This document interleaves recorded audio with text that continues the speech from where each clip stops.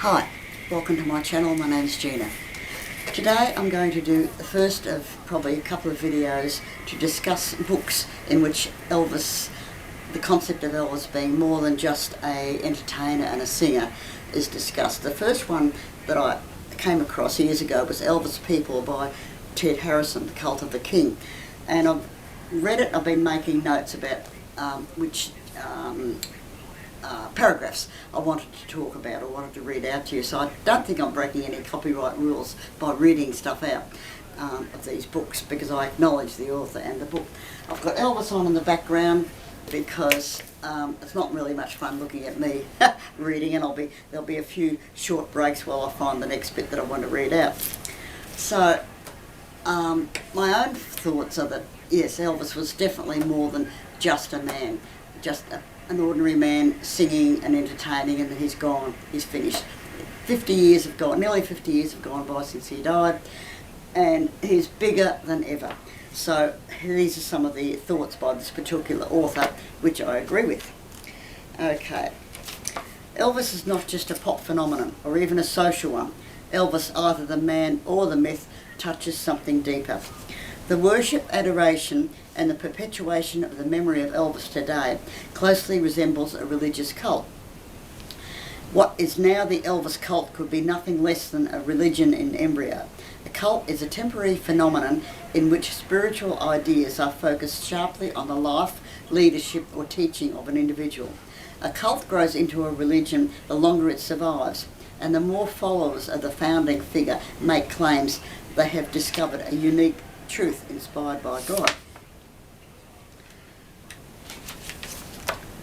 Over the centuries, many cults and religions have been started. The Elvis cult is one of the latest. There have been emperors who have been worshipped, saints, gurus, charlatans, and even pets who have been the focus of devotion. Each cult has been a product of its time and nurturing society. Most have petered out after a few years. Only time will tell if the Elvis shrines will still be decorated and lovingly tended 200, let alone 2,000 years from now. Much will depend on the survival of the Elvis myth, particularly the spiritual elements associated with it. For the music and writings of many of the great artists of the past have survived the test of time, but the commemorations of those artists themselves have not formed the basis of cults. Cults and new religions only form around a prophet or personality whose projected image and sustaining aura feeds a spiritual hunger. These people are said to have charisma, in the literal sense, a gift from God. And how many times have we heard Elvis had charisma? Spades there. The Gospels tell stories of Jesus addressing vast crowds. He must indeed have had a spellbinding performer to have held the attention of a hungry 5,000 strong audience. We know the gist of what he said, but one can only imagine what it must have been like to have been there. From 1954 to 1977, with a break in the 60s, Elvis gave hundreds of concerts throughout the USA. In his prime, from all accounts, he was the most electrifying entertainer of all time. He employed all the tricks of stage hype and lighting, wore dazzling clothes, and had the talent of appearing to everyone in the audience as if he were addressing each intimate song directly at him or her individually, and I can attest to that.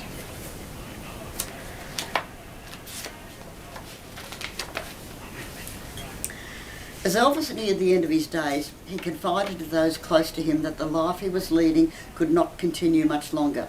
He warned his companions that Christ had done of his fate. And during his last concert tour, he spoke to his fans from the stage in a whisper, as if wishing to share a secret with them, to bring them into his confidence. I am and I was. 5 mysterious words which fans have tried for years to understand. Some say he was making a reference to the I am the Alpha and Omega, the first and last of the book of Revelation. Others heard echoes of the God of Israel, Jehovah, I am who I am. The words could have come from his favourite book, The Impersonal Life. It starts with a chapter called I Am, and speaks of man being a manifestation or reflection of the Creator's idea. Was Elvis trying to tell his followers that he had discovered God within himself, and that he knew of the consequences of such a discovery? At the end of his life, many fans believe Elvis was desperate to leave this earth. He had lost his mother, his friends and companions had betrayed him, and he wanted to find rest from the unhappiness of the world. And that goes on quite a way.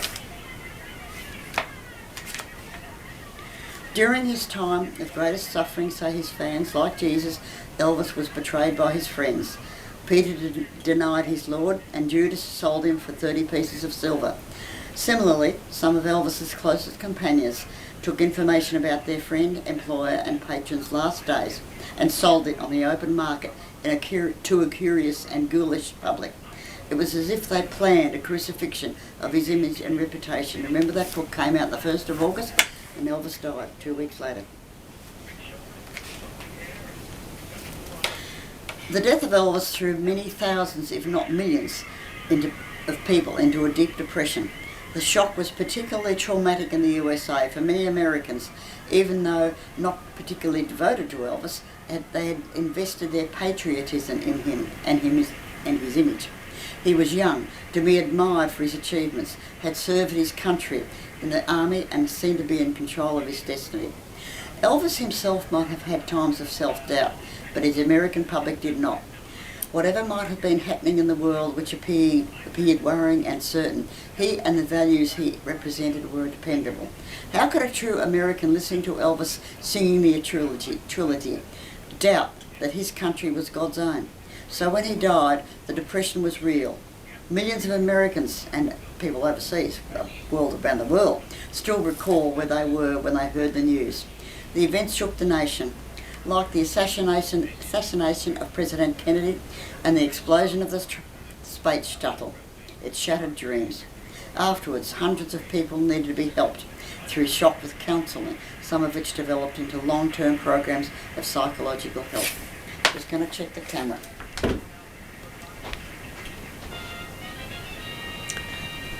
Okay, that's still going. I'm never quite sure with my camera.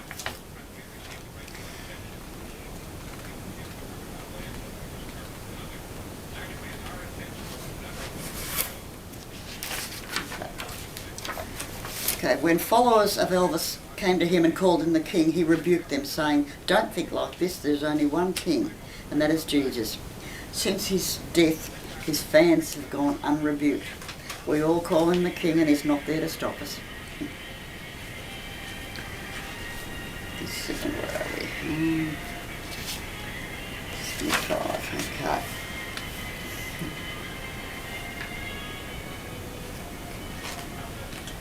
You can see why I put this on now. Many Elvis fans will hotly deny any suggestion that they have turned their hero into a cult religious figure. In addition to possible Protestant reservations, they sense that for it to be perceived that they have deified a pop star will attract unwelcome ridicule. Fans are very sensitive about the way people laugh at the idea of devotion to a rock and roll singer. Yet from time to time, a fan will come out. A volume of poems written by Pam Gale and described as a tribute by a devoted fan contains this verse. "No, we shan't forget you, though others say we should. Your light still shines around us and keeps us feeling good. They say we've made a god of you, so immortal you've become. But is it so wrong to admire a man for all the good he's done?" That is beautiful. That's really beautiful.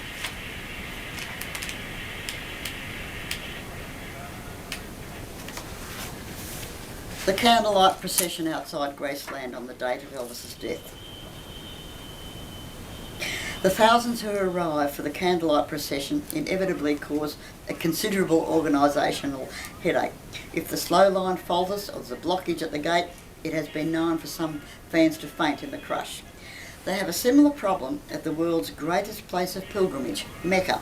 But do Elvis fans feel obliged to visit Graceland in the way a Muslim is obliged to go on pilgrimage to Mecca? Obviously there was no formal requirement, as there is in Islam, but echoes of the Islamic obligation are to be found. This call comes from an editorial in an edition of the Obviously Yours magazine. "You must visit Graceland this year, next year, or in your lifetime. just to see what this man has achieved.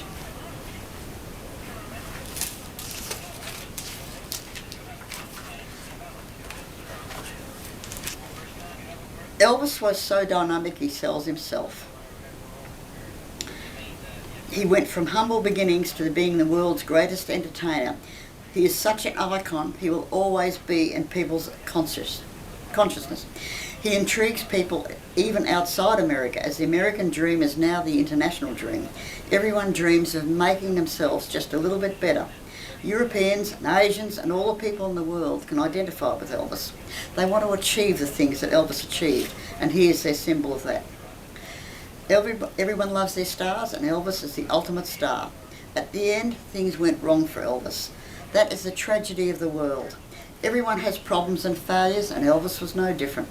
He was a human being, not a god. And such a lot of pressure was put on him, and the human being is not made to be able to deal with such pressure.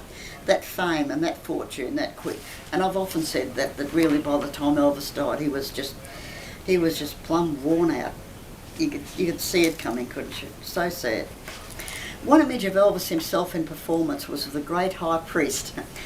His highly decorated costumes bore many similarities to the vestments of the priest presiding at the Catholic Mass. Had he been standing behind an altar, his high collars and spectacular designs of his white jumpsuits could have been mistaken for the garb of a priest celebrating the Eucharist.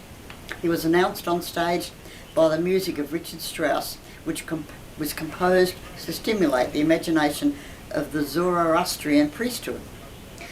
And so it is that, now, and this book was written, as I said earlier, 15 years later after Elvis's death.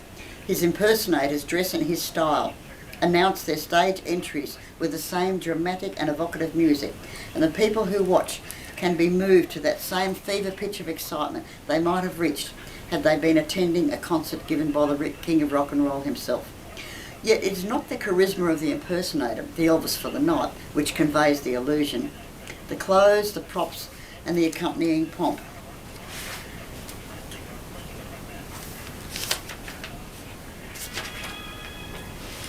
One of the impersonators says, "When I'm dressed as Elvis and about to perform, without a doubt, I have a reverence for his memory. I have the same respect even when I'm talking about him. Without this reverence or respect, there would be no way one could put on the act. I have watched the videos of his performances and seen what he went through. If you do not have a total commitment, you should not be doing it." The day he died, it felt like a part of me had gone. I cried my eyes out like thousands of others. It was so cruel. There was such an emptiness. But Elvis now lives on record, film, in the memories of his thousands of followers, in the actions of these impersonators. In the clothes, the vestments of Elvis, they recreate the living body in flesh and blood in remembrance of their hero.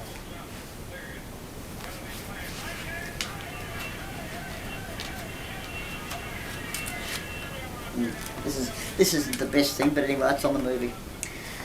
Okay. Larry Geller talks of Elvis's aura, and the photographer Sean Shaver talks of sensing the electric energy flowing through during his stage performances. Elvis spoke about the light of God, and writing of Elvis, Gail Brewer Giorgio adopts a lyrical musical style. Elvis believed that our light, our soul, came from the light of God, but that light was now confined to the physical body.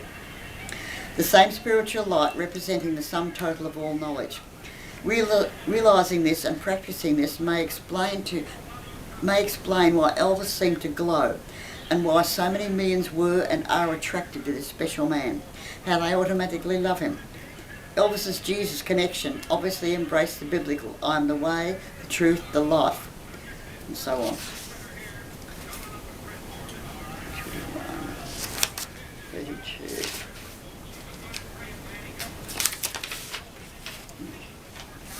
I should fast forward that, but I haven't got time.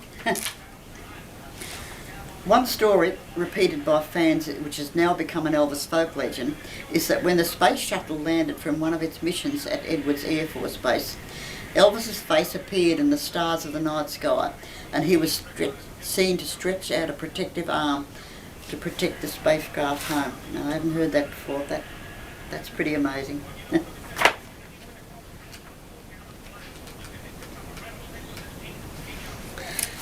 To many fans around the world, the death of Elvis was a shattering blow. Many talk of their feelings of loss as if it was a close member of the family who had died.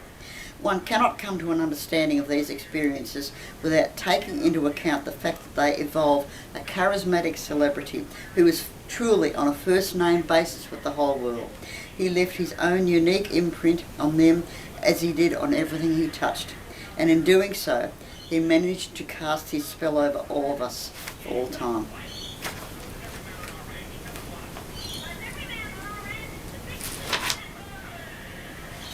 How then will fans view the idea of being described as the members of an Elvis cult?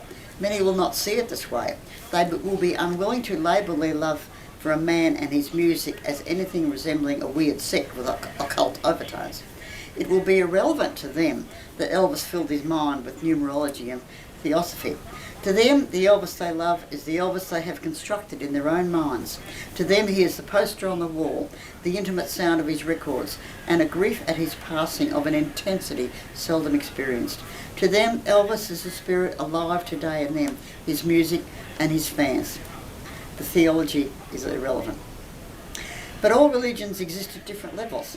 If the Elvis cult is shaping into a religion, it too will need an underpinning theology. The thinkers will have to be able to show why the adoration of Elvis is a valid pursuit. Elvis will have to be shown he was something and somebody special. Was he a master, the latest in an ancient line of revelation? Fans talk of his power and his magic and his hold over them. Well, that's about all I'll read from that book.